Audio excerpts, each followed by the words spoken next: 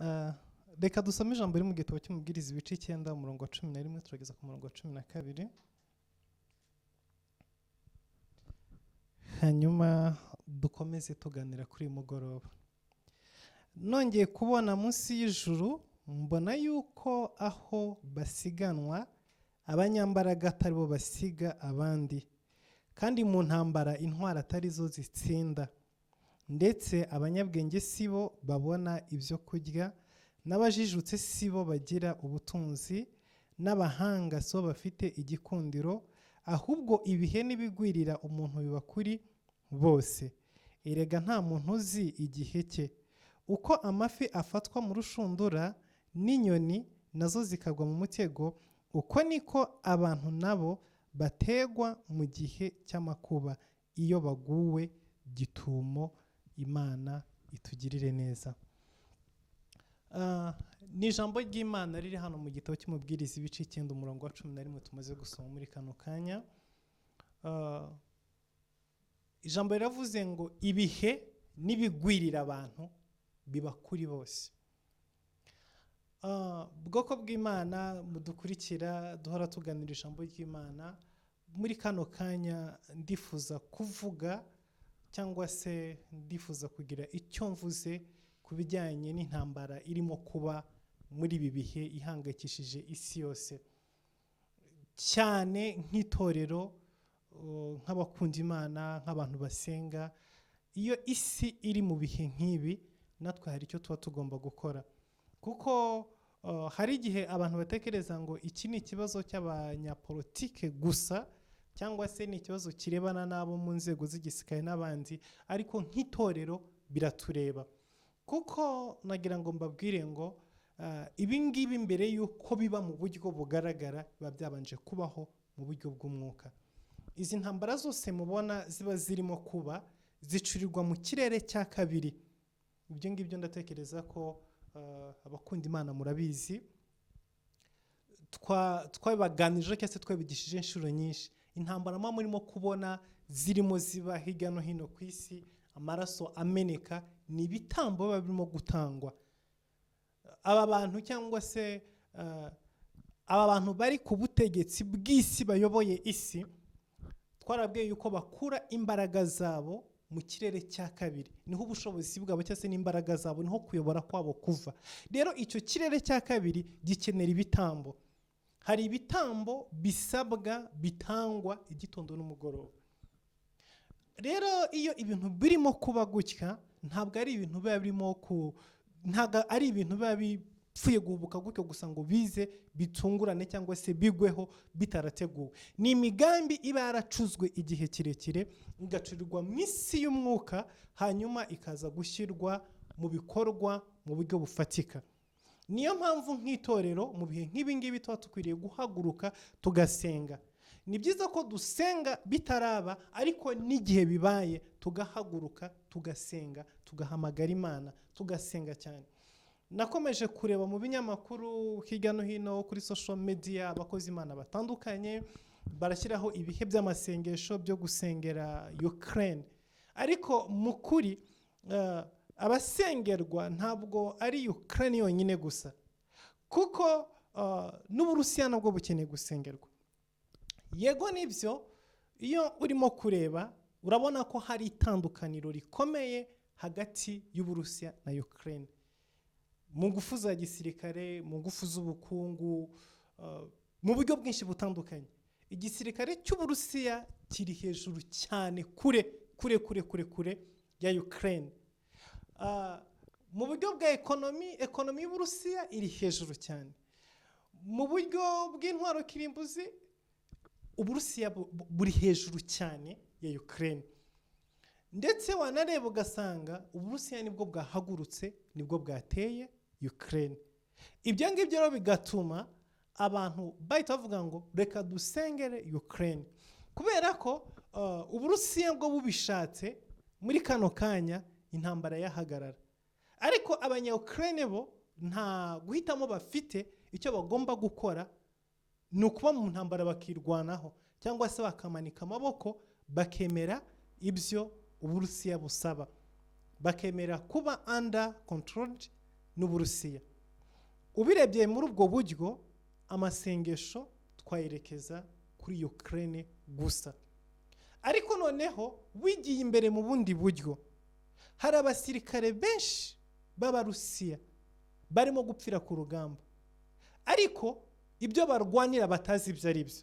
Babwiwe gusa ngo mugende murase, bagakurikira itegeko bakagenda kurasa, nyine kuko n'abasirikare bari mu gisirikare.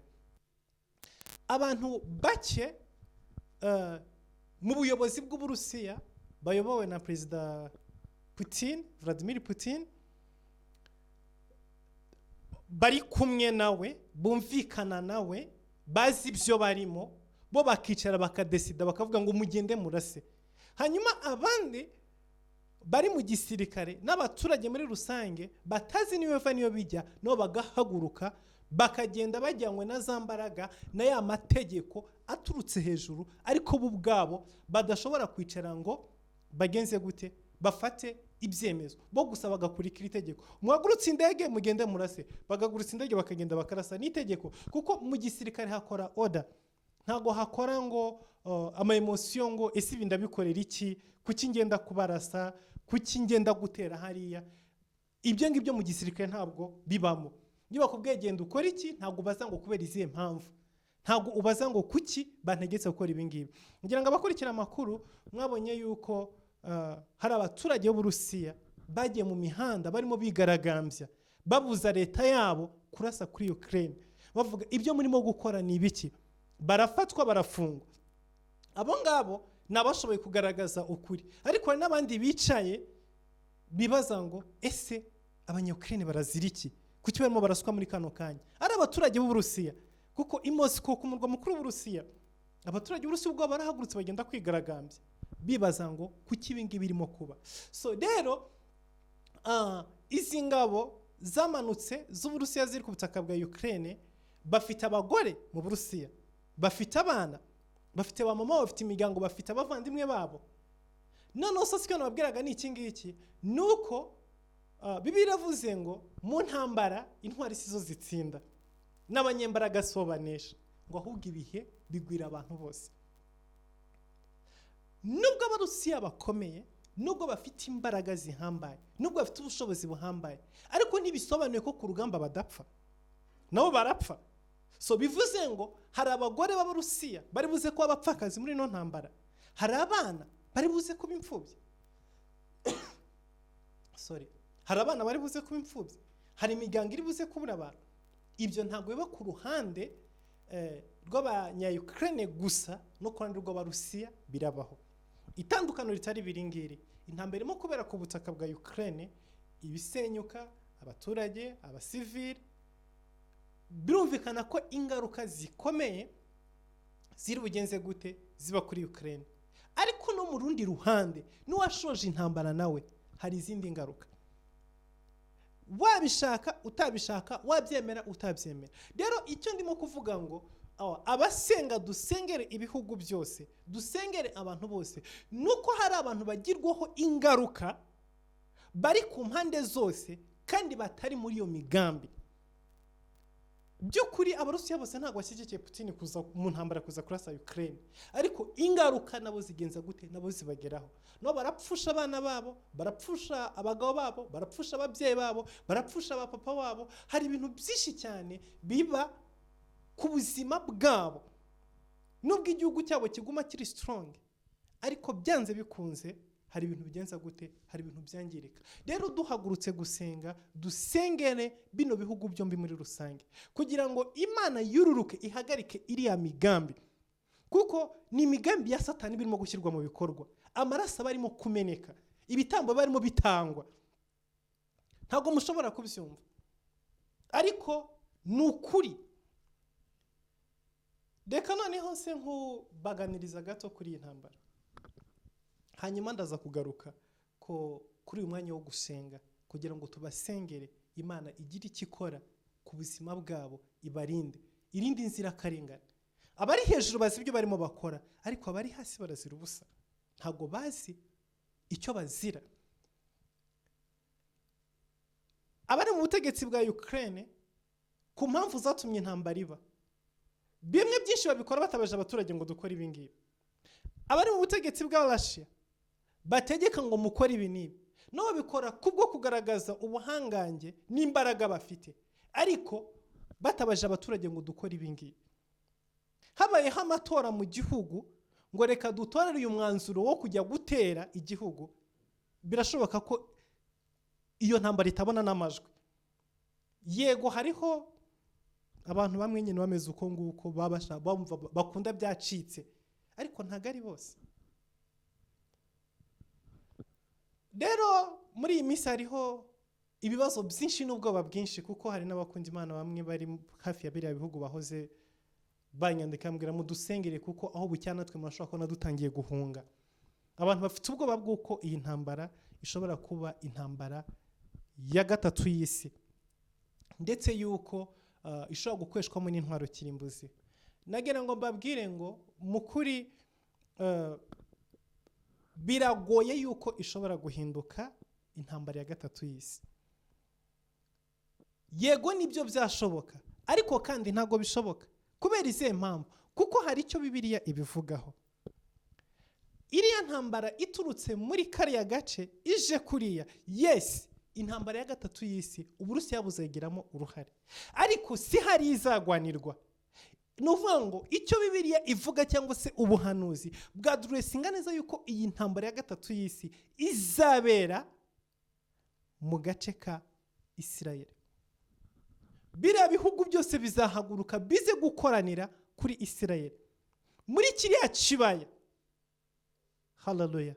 Ibyo wenda tuzagira igihe cyo kubiganiraho tuvuga kuri iriya ntambara ya nyuma izarangiza isi, aho uburyo ki izaba n'ukuntu bizagenda. Uburusiya nibwo buzaba buri imbere buyiyoboye, ariko ntabwo izabera mu marembo y'Uburusiya, ahubwo izabera mu marembo ya Isirayeli, kuko Uwiteka Imana nibwo azerekana yuko ari Imana iri hejuru y'imbaraga zose zo mu isi. Isirayeli imaze kumanika amaboko yize umwami Yesu nk'umukiza n'umucunguzi, Imana izamanura imbaraga zayo ishwanyaguze ibyo bidege n'ibyo bitwaro bya kirimbuzi, ibishwanyagurize mu maso cyangwa se mu marembo ya Isirayeli. Isi yose izamenya neza yuko Uwiteka Imana ari mu ijuru n'isi ari ikomeye, ari hejuru ya buri kimwe cyose. Ariko iyi ntambara irimo kubera hano muri Ukraine ntabwo ishobora guhinduka intambara ya gatatu y'isi. Okay, hariho ibintu byinshi abantu bagenderaho bakavuga kuko ihanganishije OTAN n'Uburusiya, kuko ubundi dusubiye inyuma gatoya, iyi ntambara ifite imizi cyangwa se ni rizati ya Cold War, intambara y'ubutita. Ahubwo ndetse twanayita yuko ari second Cold War, ariko noneho yo iri mixe no kurwana no kurasana mu buryo buziguye cyangwa se mu buryo buziguye. Amerika n'ibihugu by'Uburayi birimo birarwana na Russia birwanira kuri Ukraine. Novuga ngo Ukraine ni igitambo kirimo gutangwa hagati y'ubugome cyangwa se y'amakimbirane ari hagati y'Uburusiya na Amerika n'abakunzi cyangwa se n'inshuti za Amerika. Niki barimo gupfa? Intambara ya kabiri y'isi irangiye muri 1945 havutse kote ebyiri. Havuka igice cy'uburengerazuba cyobowe na Amerika gifite systeme cyangwa se gifite imyumvire ya kapitalisme. Hanyuma havuka igice cy'Uburusiya n'ibihugu byegeranye nayo biri mu burasirazuba gifite amahame agendera kuri communism cyangwa se socialism. Nyuma gato y'intambara ya kabiri y'isi bahise bafata Ubudage, babugabanyamo kabiri. Igice kimwe gitwarwa n'Abanyamerika, ikindi gice gitwarwa n'Abarusiya n'abayishyigikiye. Bubaka urukuta ibarire ni mu Budage, bubaka urukuta rw'abatandukanyaga. Nuvuga ngo naho ngaho amakimbirane yatangiriye. Barwanya intambara ya kabiri y'isi bashyize hamwe. Abanyamerika n'Abarusiya bari bashyize hamwe bose bashaka guhagarika Hitler kugira ngo bamukure ku butegetsi, bamukure ku buyobozi, cyangwa se bahagarike urugomo rwiwe n'ubushotoranyi bwiwe. Bararwana hamwe baratsinda. Ariko bakimara gutsinda intambara, Hitler bakimara kumushyira hasi, ako kanya buri wese atagara mu ruhande rwiwe, undi agara mu ruhande rwiwe, bahita bicamo kabiri. None bahita hatangira intambara, iyo twakwita ngo niyo ntambara ya gatatu y'isi yo kurwanisha amahame. Bamwe bashaka yuko ibihugu byose byo ku isi bita biza muri programu yabo ya capitalism. Capitalism naho tuzayivugaho igihe kimwe nitwa dufite umwanya. Hanyuma abandi bahita bavuga ngo natwe turi abakomunisme, tugomba guhita dushyira amahame ya komunisme ajyanye na socialism. Dore icyo bari batangiye gukora ni kimwe, buri wese atangira kwerekana imbaraga ziwe, undi imbaraga ziwe. Hakoreshejwe amafaranga cyane, hakoreshwa igisirikare, bakarwana, ariko bakarwana mu buryo buri indirect, mu buryo butari direct. So ibyo rero byarakomeje kugeza igihe USSR yasenyukiye. Hanyuma uruhande rw'abakomunisme rucikamwe ibice, Uburusiya busigara bwonyine n'ibihugu byose byari munsi ya USSR bibona ubwigenge. Ukraine rero yari muri ibyo bihugu byari biri munsi y'Uburusiya, byari muri gahunda ya komunisme. Ariko imaze gusenyuka ku bwa Nikita Khrushchev wayobaraga Uburusiya, kuko hariho ibintu bimwe byabaye. Uburusiya bwahuye n'ikibazo cya economy ku rwego rwo hejuru, ndetse babura n'ibyo kurya kubera izo ntambara zo guhangana. Babona yuko Uburusiya burimo busubira hasi, bahitamo kimwe, bemera kumanika amaboko, ndetse abanyamerika babategeka no gusenya ibisasu bimwe na bimwe bari barubatse. Ministries zimwe barazisenya, n'amahame amwe bari bariho bayakuraho, ndetse Ubudage baraburekura, basohokamo bose, urukuta rw'Ibarene bararusenya, bityo Abarusiya baragenda. Icyo gihe ibihugu bimwe na bimwe byari biri munsi y'Uburusiya byose bitangira kwigenga, ariko ibyari biri kumwe na Leta Zunze Ubumwe za Amerika bo bakomezanya mu mugambi wabo. Uko niko baje guhita bafunda iriya systeme cyangwa se iriya organisation ya NATO cyangwa se ya OTAN. Ariko ibyo Abarusiya byobyo birasenyuka, Uburusiya busubira kwiyubaka bwo bwonyine gusa. Ariko basaba yuko ibihugu byahoze muri systeme y'Abarusiya bitaza kwinjira muri systeme y'Abanyamerika. Gusa ibyo byo ntabwo byubahirijwe, kuko ibihugu byinshi byose bitangira kugenda kwiyomeka ku Banyamerika, kuko babonye yuko nibo bafite systeme nzima, cyangwa se nibo batsinze. Ubundi iteka abantu bajya ku ruhande rw'uwatsinze. Uburusiya bufata umwanya wo kwiyubaka no kwizamura ubwarwo, n'ibihugu bimwe na bimwe bagiye bakorana. Ariko muri iyo ntambara ya Cold War bagiye barwana, bayirwaniye. Reka mvuge example nk'Ubushinwa, ni tere imwe yabereyemo intambara ya Cold War. Abanyamerika bari bafite uwo bashyigikiye, Abarusiya bafite uwo bashyigikiye, amashyaka abiri yarahanganye, bararwana. Ni nyuma y'intambara ya kabiri y'isi. Muri uko kurwana, Abanyamerika baratsindwa, abo bashyigikiye baratsindwa, hanyuma bashyigikiwe n'Uburusiya bari bo batsinda. Mao Tse-tung atsinda uwari uri ku ruhande rw'Abanyamerika. Uko niko Abarusiya bahise begukana Ubushinwa. Iyo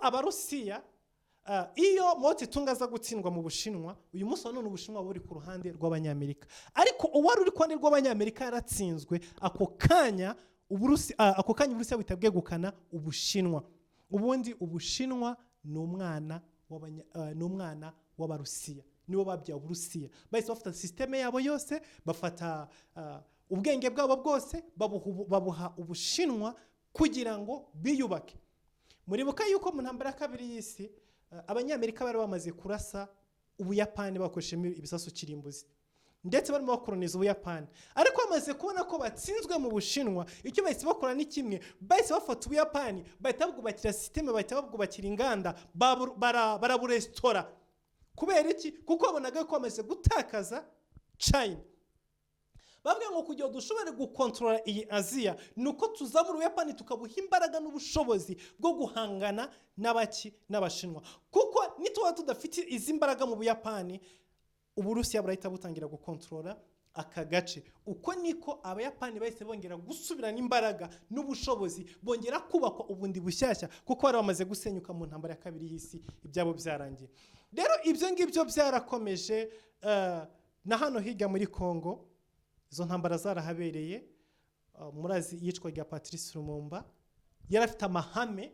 y'abarusiya yumvaga ashaka kugendera kuri gahunda y'abarusiya yabasabye ubushobozi yabasabye ibiki byose uko niko abanyamerika bahise bahagurutsa Mobutu bamuha ubushobozi baramushyigikira bicara Lumumba ako kanya Uburusiya butakaje Kongo ariko bwashoboye gufata Tanzania ku bwa Julius Nyerere we yiyunga nabo akorana nabo azana socialisme buriya Tanzania ni igihugu cy'abarusiya gisapotingwa n'abarusiya hari byinshi cyane bitavugwa ariko ubundi izi ntambara zihanganisha Amerika n'Uburusiya nta munsi n'umwe zigeze zihagarara zihora zibaho igitondo n'umugoroba ariko noneho bo icyo bakora ni kimwe baritaza bagahagarara hariya hanyuma abarusiya bagashyira abantu babo imbere bakarwana n'abanyamerika bagashyira abantu babo imbere bakarwana bakabasapotinga bakabaha ibikoresho bakaba buri kimwe cyose noneho utsinze yari ku ruhande rw'abanyamerika icyo gihugu gitakegukira abanyamerika yari ku ruhande rw'abarusiya gitakegukira abarusiya so muri Ukraine rero byatangiye abanyamerika beguza perezida wa mbere wari uriho ndetse ikintu abarusiya bafashe nka kudeta yabaye muri Ukraine abarusiya bashyigikira abarwanyaga Ukraine ndetse bafata n'uduce tumwe dutandukanye murazi neza yuko mbere yuko Vladimir Putin atera Uburusiya yabanje kudeklara yuko turiya duce turimo inyeshyamba zarwanyaga Ukraine atwemeye nk'ibihugu ndetse agiye koreza ingabo ziwe kugira ngo ziyashyigikire ariko noneho Ukraine itandukanye na bya bihugu bindi abanyamerika n'abarusiya bagiye barwaniramo kuko nagira ngo mbibutse ko izi ntambara zabereye no muri Vietnam abanyamerika bari muri Vietnam bashaka kuyihindura abarusiya nabo bari nyuma ya Vietnam babaha ibikoresho babaha buri kimwe cyose abanyamerika bararwana baratsindwa barataha bareka Vietnam isigara igendera ku mahame y'abarusiya nahangaha ubundi niko byagombaga kugenda bakabareka bakarwanisha abanya-Ukraine bwo muri rusange ariko noneho Ukraine itandukanye n'abihugu bindi kuko Ukraine yoyo iri ku mupaka w'Uburusiya ndetse kubankurikirana wafata Ukraine ukagereranya nk'u Rwanda n'u Burundi urabona ko u Rwanda n'u Burundi bihana imbibi ikindi icyo umuntu avugiye i Bujumbura uri Kigali acyumva adakeneye umusobanuzi kuko ururimi rwacu rurahuje icyo umuntu avugiye i Kigali uri Bujumbura acyumva adakeneye umusobanuzi so rero na Ukraine n'Uburusiya niko bimeze usanga abarusiya benshi batuye muri Ukraine ndetse usanga abanya-Ukraine bumva ururimi rw'ikirusiya nujya kureba n'amazina yabo ubona ko amazina yabo afite isano rimwe n'abashaka kuvuga izina rya perezida wa Ukraine ukibaza yuko ari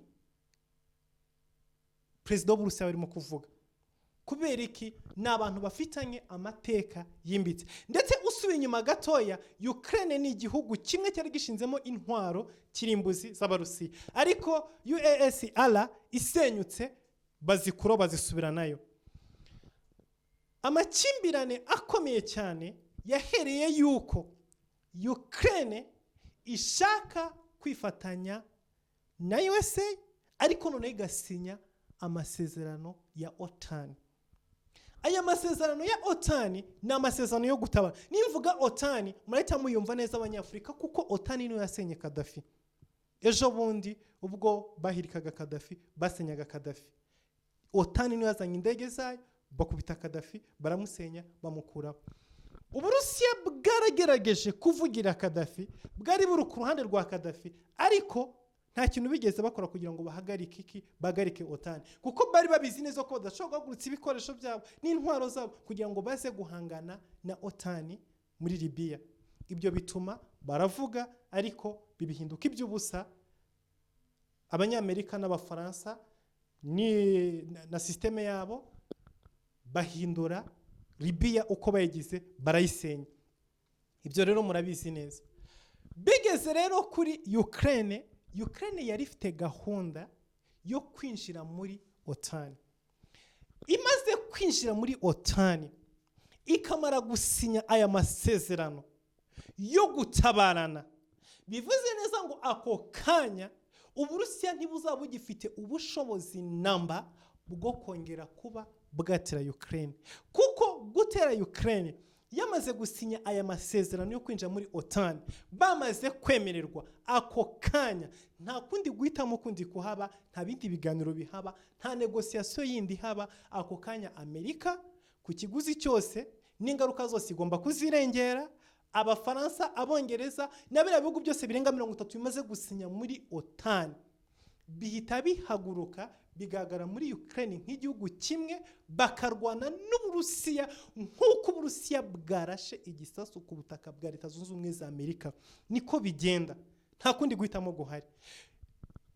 Rero ibi ngibi Perezida wa Ukraine yabikoze cyangwa se yabishatse cyangwa se yabisabye azi neza icyo azabakoze. Mu bushobozi bwiwe buke, mu gisirikare kidafite imbaraga, mu ikoranabuhanga riri hasi cyane, mu gihugu kikiri mu nzira y'amajyambere, kuba umunyamuryango wa otani bivuze ngo ako kanya uvuye hanze winjiye mu mutamenwa imbere.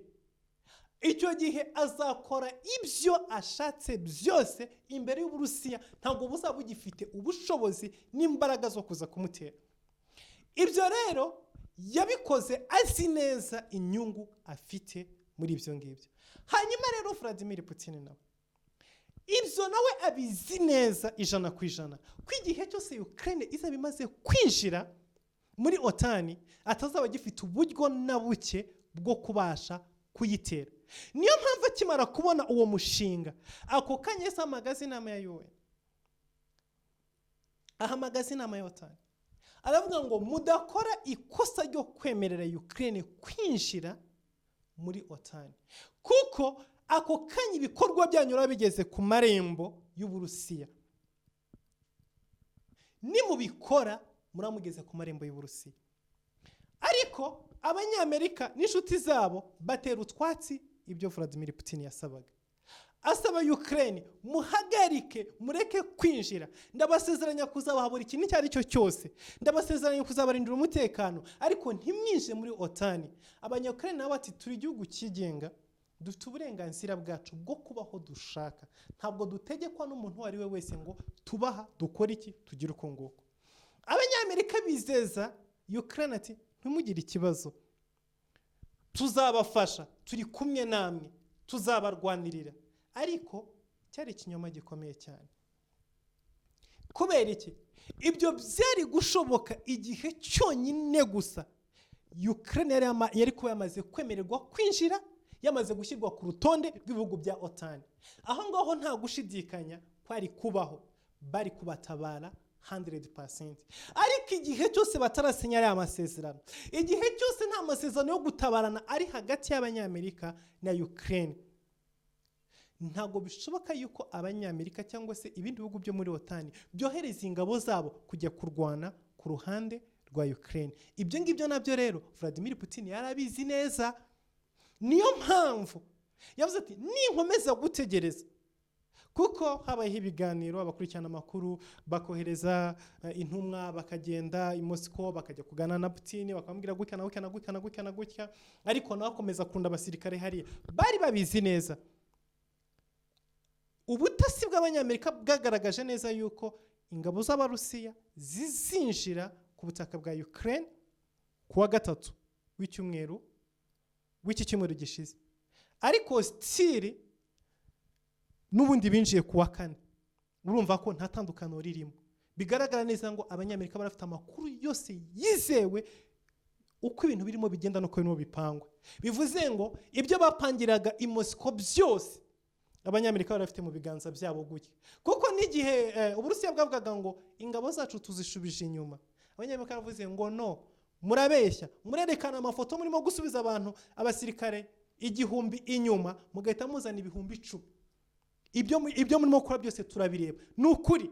Ariko igitangaje ni iki ngiki, nuko ibyo byose byabaye myiteguro yose ikaba, ariko ntihagire umusirikare n'umwe w'umunyamerika bohereza ku butaka bwa Ukraine, kuko amakuru yose bari bayafite. So bivuga neza ngo iyo baza kuba biteguye kwinjira muri iyi ntambara, bari kuba barangije kare kujyana y'abasirikare, mu gihe Abarusiya nabo barundaga abasirikare hehe ku mupaka, kuko ibyabaga byose baba bizi, baba bikurikirana.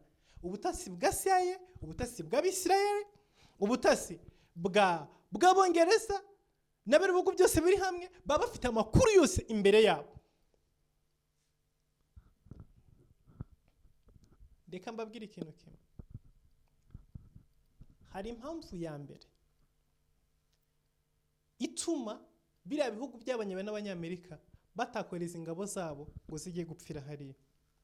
Impamvu ya mbere ni iyi ngiyi, nta kintu cy'umutungo kamere kiri kuri buriya butaka bwa Ukraine bajya kurwanirayo. OTAN yahagurukije indege zayo n'amabombe yayo baza kurasa muri Libya kwa Gaddafi. Kubera iki? Libya ifite peteroli yishyura buri kiguzi cyose cy'intambara cyayiberamo, ndetse igatanga n'inyungu z'umurengera zitagira uko zingana. So kubwizo mpamvu ro guhagurutsa indege zo bakaza kurasa Libya biroroshye cyane, kuko nibamara gukuraho Gaddafi bagafata Libya, ako kanya amamashini yabarita atangira kuvoma amapetroli atwara aho bagiye gustoka. Murimo kuvuga ngo barimo kuvuga ngo igiciro cya essence cyazamutse, igiciro cya petroli cyazamutse. Ariko ngira ngo mbabwire ngo Amerika nta kibazo na kimwe izigira cya petroli. Kubera iki? Petroli yavomye mu mahanga ifite mu bigega ibitse, ntigira uko ingana. Nubwo imyaka 100 yashira nta petroli icukurwa, bo bafite amastock azamara. Bo bageze ku rwego rw'uko generation iriho bo bihaza, hanyuma basevingira generation zizakurikiraho, babika amapetroli n'amaessence y'amageneration azaza mu myaka 100 iri imbere. Ibyo rero nta kibazo na kimwe bateye. Ukraine nta petroli igira, nta basirikare b'Abanyamerika bashobora kujya gupfirayo, ntibishoboka. Bagiye kwa Saddam muri Iraq, nicyo gihugu cya mbere gifite petroli nyinshi, hari petroli itagira uko ingana. So buri hantu hose uzage muri Somalia hariyo ubutunzi bwo munsi y'ubutaka, Central Africa hariyo ubutunzi bwo munsi y'ubutaka. Ibyo rero bibaraje inshinga, kuko intambara yose ni economy kandi ni imibare. Niki Abanyamerika barwanira muri Ukraine? Ni cyubahiro, ni ukuyobora, ni ukuba head, ni ukuba kuri top hejuru gusa, nta kindi. Nta petroli yo, nta diamiriyo, nta mabuye y'agaciro ahari, usibye gusa ko Ukraine ari umuyoboro uvana gaze mu Burusiya uyigemura mu bihugu by'Uburayi. Niho amatiyo anyura atwara essence, atwara gaze mu bihugu by'Uburayi. Nicyo cyonyine gusa, nta kindi. Rero izi ntambara za bino bihugu byo mu burengerazuba bw'isi zibamwe imibare itagira uko ingana. Iyo udafite ubutunzi, udafite economy, nta kintu baba gushakaho. Icyo bashobora gukora ngani kimwe gusa, gutraininga abasirikare babo, kubaha ibikoresho, kubaha buri kimwe cyose. Hama bakabwira ngo mwebwe mwirwaneho, nimumara gutsinda tuzabakira, nimutsindwa tuzabaha ubuhungiro. Ariko ntibashobora kujya kurasa hariya ubwabo ngo bahaguruke bagende. Ibyo rero Vladimir Putin arabizi neza, niyo mpamvu nawe yemeye gutangiza intambara, agagurutsa ingabo ziwe bakagenda kurasa hariya. We icyo arwanira, arashaka kugarura abaturage bavuga ururimi rw'Ikirusiya, arashaka gushyira umupaka hagati ya OTAN n'igihugu ciwe, arashaka kwerekana yuko ari hejuru atinyitse. Ariko abanyamerika ntago bashobora kuza kurwanira icyubahiro muri Ukraine. Kubera iki? Bafite ahantu henshi bakirwaniye. Iki nashaka kubibutsa ni iki ngiki. Muravuga muti intambara ya gatatu y'isi abanyamerika bazagenda kurwana, ntago bishoboka. Biriya bihugu bifite ibiganirirwa ku bitangazamakuru n'imbere ya kamera, n'ibiganirirwa mu bindi byumba aho mutareba, nibyo byinshi cyane kurenza ibyo mubona hariya kuri kamera. Kuri kamera baraza bagatukana bakavuga, ariko inyuma ya kamera hari ibindi biganiro bihabera mwebwe mutazi, mudashobora kumenya, mudashobora kubona. Bakaza mu itangazamakuru bagashyushya umutwe, isi yose igashyuha umutwe, bagiye kurasa ibisasu kirimbuzi, bagiye gutera, bagiye kugenza gute. Abarusiya ko bataje kurwanya abanyamerika muri Iraq, kandi ntago boroshye cy'abanyamerika, ariko ntago bigeze bagurutsa indege zabo, bahagurutsa amato yabo, bagenda bagiye kurwana n'abanyamerika muri Iraq. Baravuze, bavuga amagambo gusa, birangirira aho ngaho. Abanyamerika bakora ibyo bashaka byose, barangiza uko barata. Muri Afghanistan baragiye, Abarusiya ntago baba bashyigikiye, baravuga oya, ariko bishira amagambo gusa. Abanyamerika bakora ibyo bakora, bararangiza igihe babishakiye, bapakira indege zabo, bapakira abasirikare babo, barata. So icyo rero nicyo mugomba kumenya. Itangazamakuru rivugirwamo ibinyoma bitagira uko bingana, bashyushya imitwe abantu. Ubu uyu munsi wa none iyi ntambara irimo kwinjiriza abantu amafaranga atagira uko angana biciye mu bitangazamakuru. Udukuru abantu, kuko isi yose irashyushye. Mu minsi ishize twa turi ku bibazo bya corona, bya covid, buri umwe wese ari byo biri mu itangazamakuru. Ariko ubu ngubu nta yindi nkuru ikivuga. Iby'inkingo byavuyeho, bya covid byibagiranye, nta nukibuka kwiriho. Ubu igitangazwa ijoro n'amanywa gishyuhije abantu imitwe ni intambara ya gatatu y'isi, ibisasu kirimbuzi biraza kuraswa, biraza kugenza gute. Nagira mbabwire ngo ntago ibyo ngibyo bishoboka. Ibisasu kirimbuzi ntago bishobora gukoreshwa muri no ntambara, kandi ntago bashobora kubirasa kano kanya. Reka mbibiri banga. Izi ntwaro kirimbuzi isi yose izazikoranya, baze kurasa Yesu ahagaze ku musozi. Ibi nabyo n'ibindi tuzabwira ikindi gihe. Bazahagurutsa intwaro zabo kirimbuzi, baze kurasa Kristo n'umugeni. Nibwo azarekura ijambo rimwe gusa, rikava mu kanwa kiwe, rigasenya buri kintu cyose. Ibyo isi yirirwa yubaka ngo ibyo bitwaro kirimbuzi bakangisha isi ngo ibi n'ibi bitegereje umunsi w'umugeni na Kristo. Yego wenda birashoboka yuko wenda ashobora kubaho kugeragezwa, ariko kugira ngo bikoreshwe mu buryo bweruye ntabwo ari kano kanya, ntabwo ari none ahangaha. Rero icyo ngicyo cyo ntimukigireho ikibazo, muhumure. Gusa none navuga ko ari intambara ya gatatu, ahubwo giye nabwira ngo ni intambara ya kane, kuko iyi ngiyi iri muri systeme ya Cold War. Icyo abanyamerika barimo bakora uyu munsi wa none, ngira ngo bamaze gufatira ibihano bitandukanye Uburusiya. Rusiya bafite ubutunzi butandukanye, ibihugu bitandukanye bamaze kubafatira ibihano bitandukanye. Itumanaho rikoreshejwe ry'amafaranga ku mabanke n'amabanke, ibyo bita Swift, bamaze kubistopinga.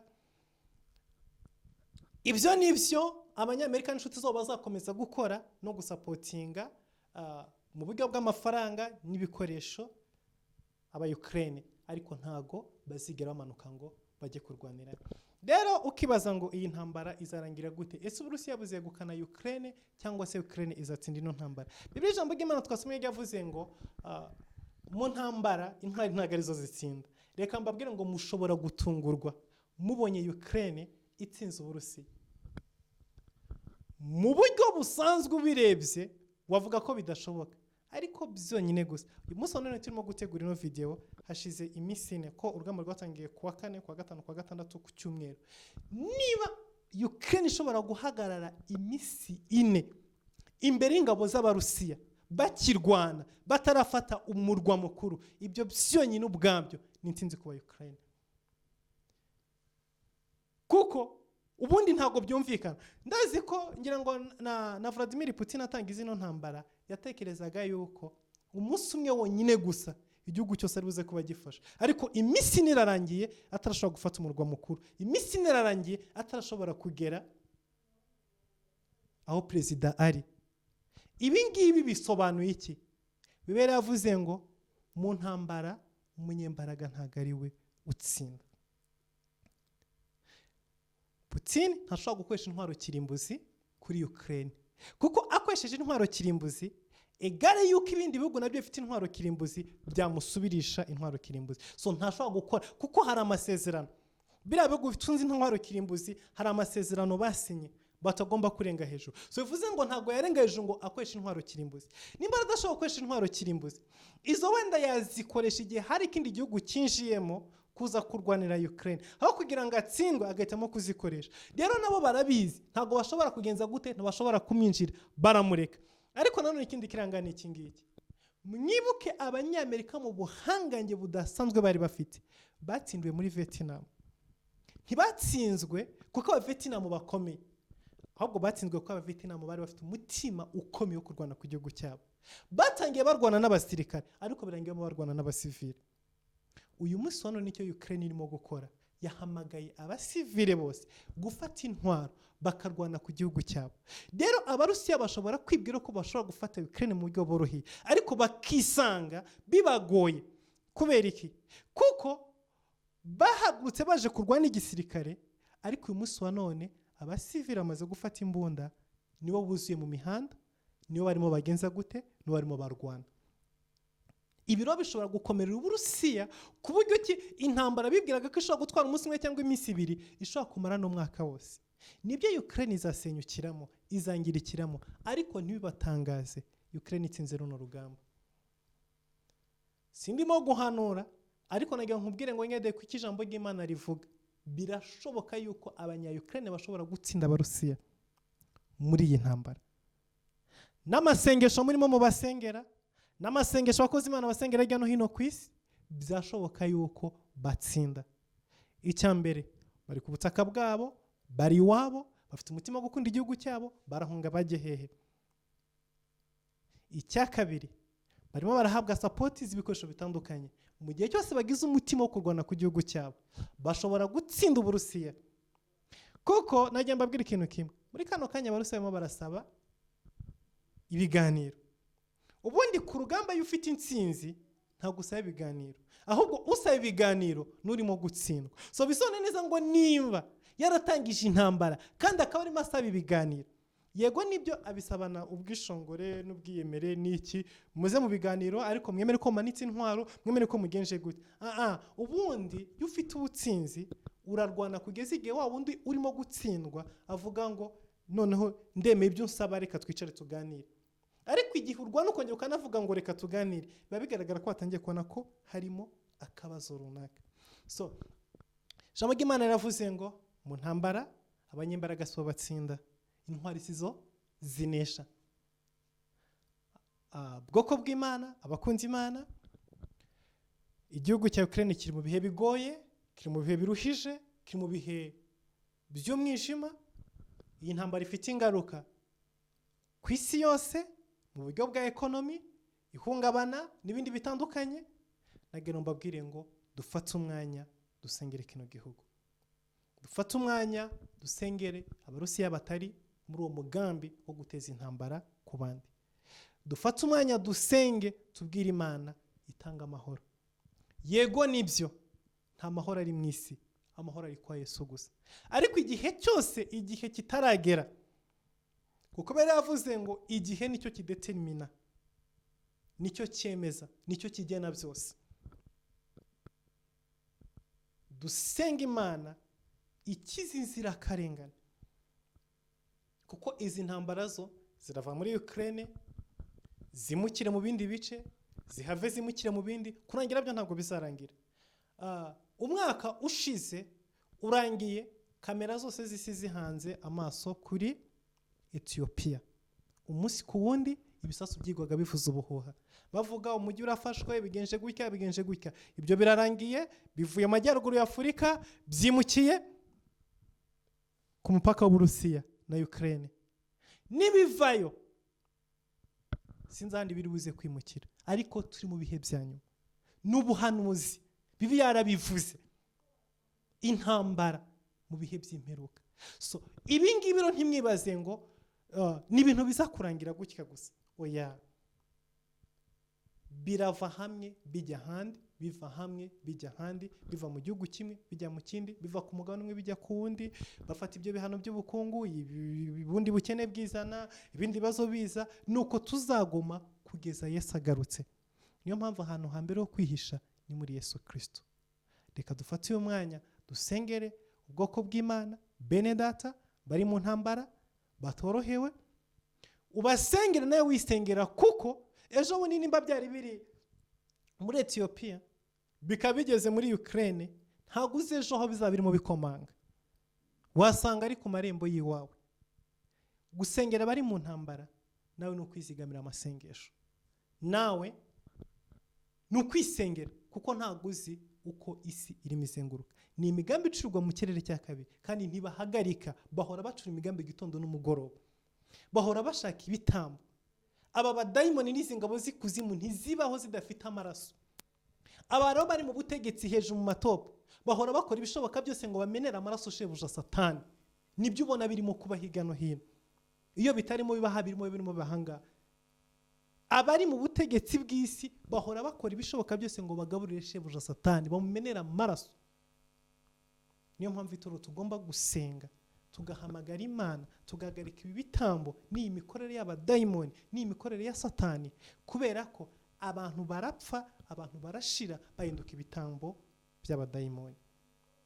Imana itugire neza, Imana ige neza abari muri Ukraine, Imana ige neza abatuye hirya no hino ku isi, Imana irinde abantu bayo, kuko abari kuri top hejuru bafata ibyemezo, abaturage bakabigenderamo. Reka dusenga Imana. Data mu izina rya Yesu Kristo, mu izina rihambaye, muri kano kanya dusengeye abanya-Ukraine, abaturage, abasivile badafite aho kurara, badafite ibyo kurya, badafite aho kuryama, badafite ibyiringiro byo kubaho ku munsi ukurikira, umunota ku wundi babiteze urupfu. Ibiri imbere yabo Mwami birabaremereye, birabakomereye, ntago babishoboye, ariko duciye bugufi imbere yawe. Ubwo twebwe tugishobora kurya tukaryama tugasinzira, twibutse abo waremye mu ishusho ryawe, batarimo barya, batarimo baryama, barimo bumva ibisasu biremereye hejuru y'ubuzima bwabo, inzu zabo zirimo zisenyukiraho, imodoka zabo zitwikwa. Turabasenge ubagirire imbabazi, turabasenge ubibuke. Bari mu bihe bigoye, bari mu bihe biruhije, bari mu bihe by'intambara, bari mu badafite control. Ibitambo birimo biratangwa, amaraso arimo arameneka, abana bato barimo barapfa, inzirakarengane zirimo zirapfa, ibikorwa birimo birasenyuka, bari mu kaga Mwami. Abategetsi b'isi ntacyo bashobora gukora ngo batabare ubuzima bw'inzirakarengane. Icyo abantu bakora nabo ni ukujyana undi muriro, kwatsa mu wundi muriro, ni ukujya kurasa amasasu hejuru y'andi arimo kuraswa, ni ukujya gutera amabombe hejuru y'andi arimo guterwa. Niyo mpamvu Mwami turi imbere yawe, tukwinginze ngo urambure ukuboko kwawe, ushyire amahoro muri kiriya kirere, urokore abarimo bicwa, urokore abarimo bazira ubusa. Mwami turasengeye igisirikare cy'Uburusiya, benshi bari muri kiriya gisirikare mu gukurikiza amabwiriza gusa, ntibafite n'umutima wo kubikora, ariko kubera amategeko barimo bashyira mu bikorwa amategeko bahawe. Kano kanya babwiwe ngo basubire inyuma, basubirayo, kuko kuzana itegeko. Nabo barimo barapfira kuri buriya butaka, benshi barimo baratwikirwa mu ndege zihanurwa, abandi barimo bararaswa, barimo bararwana batazi icyo barwanirira. Nabo bafite imiryango basize inyuma, bafite abana, bafite abavandimwe. Uwiteka gitereka amahanga, aba nabo minsi mike cyangwa bamaze guhinduka imfubyi, abandi bamaze guhinduka abapfakazi. Ndakwinginze Mana mu ijuru n'isi, utabare, ubarengere, ubarengere mwami, ubarengere, ubakore nk'umutima w'ubunyamaswa. Abantu bari hariya mwami, imitima yabo ntabwo igitekerezo cy'umuntu, turabasengeye ubagirire neza. Mwami uzi ibibera mu ofisi y'abakuru b'ibihugu, uzi ibyo mwami bapanga bategura, twebwe tumenye ibyo bavugiye mu itangazamakuru, ariko mwami ibyihishe inyuma n'ibyo mu urabizi. Imyuka ibakoresha n'imbaraga zibakoresha urazizi, ibituma mwami bakora ibikorwa nk'ibi ngibi urabizi. Ndakwinginze muri kano kanya kubw'imbabazi zawe n'ubushobozi bwawe, wowe ntutangirwa, winjira mu ofisi y'abakuru b'ibihugu bafite ubushobozi bwo guhagarika ziriya ntambara, ubafatira ibyemezo mwami, uhindura imitima yabo, uhindura akanwa kabo nk'uko wabigize mu kanwa ka Baramu na Baraki. Amagambo y'imivumo yakure mu kanwa kabo, amagambo ateza akaga isi yakure mu kanwa kabo. Turabasengeye mu izina rya Yesu Kristo Nazareti. Turasenze Mana ya Isirayeli, ugira icyo ukora kugira ngo utabare abantu bawe. Urakoze mwami, mu izina rya Yesu Kristo Nazareti, mu izina rihambaye. Reka imbabazi zawe n'ubuntu bwawe bibe ku bantu bawe, nk'umugisha abantu bose mubasengera kiriya gihugu, n'abantu mubasenge bari mu kaga bose, mu izina rya Yesu Kristo Nazareti. Amen.